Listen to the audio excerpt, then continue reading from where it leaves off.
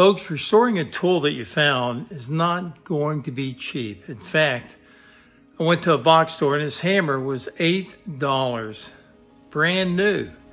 There's no way I can restore it any cheaper than that. So it's not about the money, but about the time that you have doing it, the memories.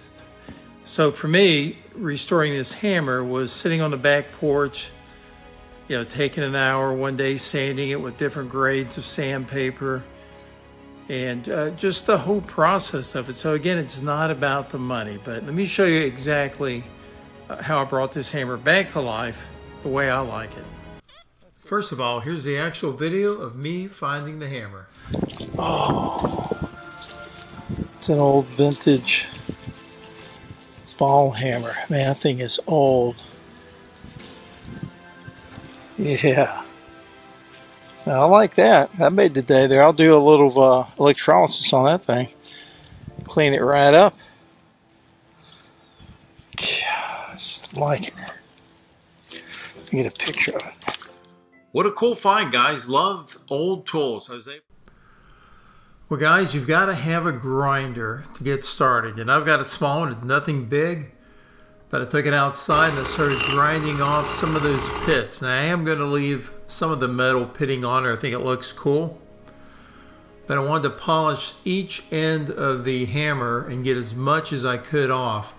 And this is the very first process to do. So on this end, I had to, it was pitted pretty bad. This hammer is over 100 years old.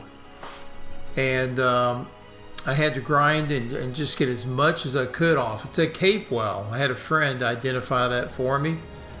And you can see right there, there's the logo. But that centerpiece is what I wanted to leave pitted. Now, when you start sanding, you got to start at a grit that's, maybe 300. And you work your way up. The higher the grit, the finer the sandpaper. And it's going to get that thing down to a nice mirror finish. So get you some good sandpaper and take your time. It's going to take a while. I don't have all the right tools to do one. I don't have a professional, setup with a big sander and a grinder and I do have a grinder, but I don't have one to polish. Once you get it all done, you get really polish it out and buff it out. I did all that with a little Dremel tool. So use what you have, take your time, and just enjoy the process. So I went and got me some more sandpaper, 220, 400. I got some red spray paint so I could, add a design on it. So again, guys, I'm telling you, this takes a long time. You got to start out with 300 grit and then go to 4, then go to 5 and keep moving up. And it takes hours. I can tell you, folks, I spent an hour in between each grit. There it is right there hanging out in the studio. Take your time. There's no rush to do something like this and just enjoy the process. You can do whatever you want. It's your restoration. I left a pitting there in the center because I thought that described the age. And then on the ball end of the hammer, the round part, I added little grooves on it just to get a different textured look. The handle, I added a little stripe because you know what? I can do whatever I want. It's my project and I really enjoy doing it. So I hope you enjoyed it. If you did, let me know. I hope you get a tool and you're able to restore it as well. I've already did right behind me a hammer, an axe head, up here somewhere a colonial axe head that I found. And I really enjoyed that process, and I like how this hammer come out. It's a little unique.